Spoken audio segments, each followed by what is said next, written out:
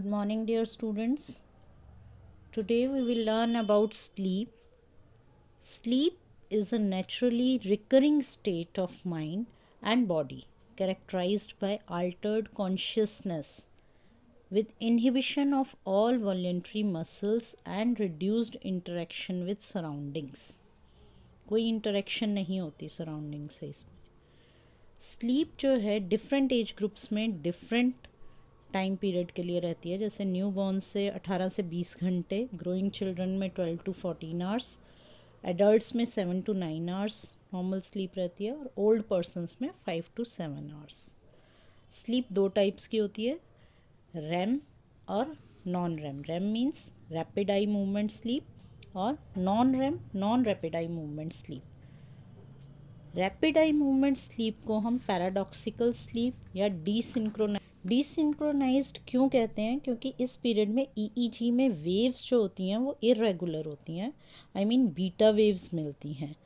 REM sleep के time में EEG में ऐसा पैटर्न होता है जैसे जागते हुए होता है. स्लीप समझने से पहले ईईजी का पता होना चाहिए आप सबको. ब्रीफली मैं थोड़ा समझा देती हूँ कि ईईजी में alpha, beta and delta waves होती हैं. अल्फ़ा वेव्स रेगुलर वेव्स हैं जिसे हम सिंक्रोनाइज्ड वेव्स कहते हैं, जो रिलैक्स स्टेज में मिलती हैं. जब हम रिलैक्स होते हैं, जब कोई टेंशन या स्ट्रेस नहीं होती, जैसे कोई काम है वो कंप्लीट करके हम रिलैक्स स्टेज में होते हैं. लाइट स्लीप में भी ये वेव्स मिलती हैं. अलर्ट होते हैं बट आंखें बंद होती हैं. लाइट स्लीप जैसे है, हल्की हल्की नींद है, अलर्ट रहते हैं उस टाइम पे लेकिन आंखें बंद है. ऐसी कंडीशन में ये वेव्स मिलती हैं. बीटा वेव्स इरेगुलर वेव्स हैं जो जागते हुए एक्टिव कंडीशन में मिलती हैं. जब हम अपना दिमाग चला रहे होते हैं या ब्रेन कोई काम कर रहा होता है या कोई टेंशन्स होती हैं, उस टाइम पे टेंशन के टाइम इरेगुलरिटी उस तरह से वेव्स चलती हैं. रैम स्लीप जो है, रैम स्लीप में क्योंकि हम ड्रीम्स देख रहे होते हैं तो उसमें भी हमें बीटा वेव्स मिलती हैं. थर्ड होती है डेल्टा वेव्स. डेल्टा वेव्स फिर रेगुलर वेव्स हैं, सिंक्रोनाइज्ड वेव्स हैं जो डीप स्लीप के वक्त मिलती हैं, जब ब्रेन बिल्कुल आराम से रेस्ट कर रहा होता है.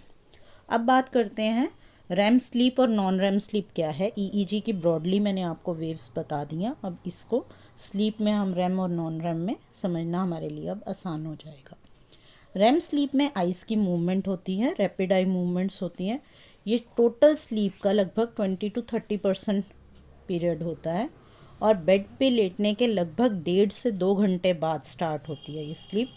पहले नॉन रैम स्लीप होती है, उसके बाद ये साइकिल फिर से चलनी शुरू हो जाती है. नॉन रैम के बाद रैम स्लीप आएगी 1.5-2 घंटे बाद. उसके बाद फिर से वो स्टेज दोबारा नॉन रैम की फर्स्ट स्टेज, सेकंड, आगे मैं बताऊंगी. नॉन रैम की 4 स्टेजेस होती हैं, तो वो दोबारा से फिर साइकिल रिपीट होती है.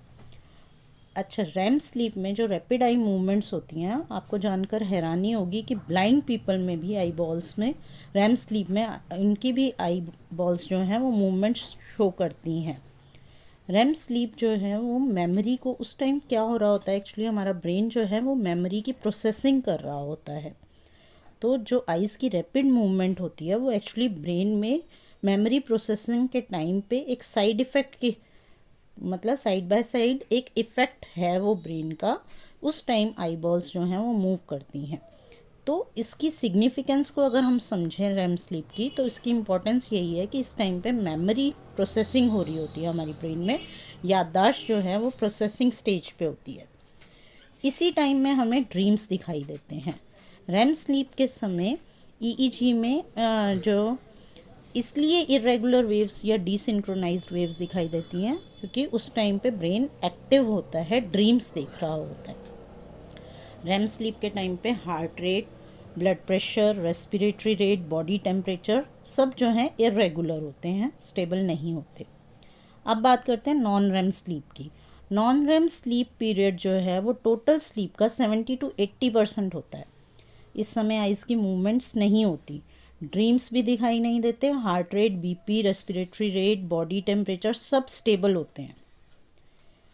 ईईजी पैटर्न को देखें तो नॉन रैम स्लीप की 4 स्टेजेस होती हैं. फर्स्ट स्टेज जो कि स्टेज ऑफ ड्राउजीनेस कहलाती है, जैसे ही हमें नींद आनी शुरू होती है, व्हेन वी लाई डाउन, जब हम बेड पे सोने के लिए जाते हैं. इस समय अल्फ़ा वेव्स मिलती हैं। सेकेंड स्टेज में, जो कि स्टेज ऑफ लाइट स्लीप कहलाती है, में अल्फ़ा वेव्स जो हैं वो डेल्टा वेव्स से सुपर इम्पोज होनी शुरू हो जाती हैं। स्टेज 3, जिसे कि हम मीडियम स्लीप कहते हैं, उसमें डेल्टा वेव्स मिलनी, पूरी डेल्टा वेव्स ही मिलती हैं। और स्टेज 4 जो है, डीप स्लीप की जो स्टेज होती है, उस टाइम पे डेल्टा वेव्स बहुत ज़्यादा प्रोमिनेंट होती हैं, डीप स्लीप होती है वो, गहरी नींद में जब हम चले जाते हैं। अब अगर स्लीप के मैकेनिज्म को समझें कि कैसे ये होता है, तो स्लीप जो है, sleep occurs due to the activity of some sleep inducing centres in brain, जो कि ब्रेन स्टेम में लोकेटेड है, एज रेफी न्यूक्लियस बोलते हैं, in lower pons and medulla. और एक जो है पोन्स में लोकस सेरियुलियस, ये सेंटर्स हैं, ब्रेन इंड्यूसिंग सेंटर्स बोलते हैं, स्लीप इंड्यूसिंग सेंटर्स बोलते हैं हम इन्हें। इन्हीं सेंटर्स की जब स्टिमुलेशन हो जाती है तो नॉन रेम स्लीप स्टार्ट होती है। It is due to the release of serotonin by the nerve fibres of raphe nucleus. और दूसरी तरफ अगर बात करें, स्टिमुलेशन लोकस सेरियुलियस जो पोन्स में है, वो रेम स्लीप को प्रोड्यूस करता है। It is due to release of noradrenaline by the nerve fibres of locus coeruleus. ठीक है, तो ये मैकेनिज्म है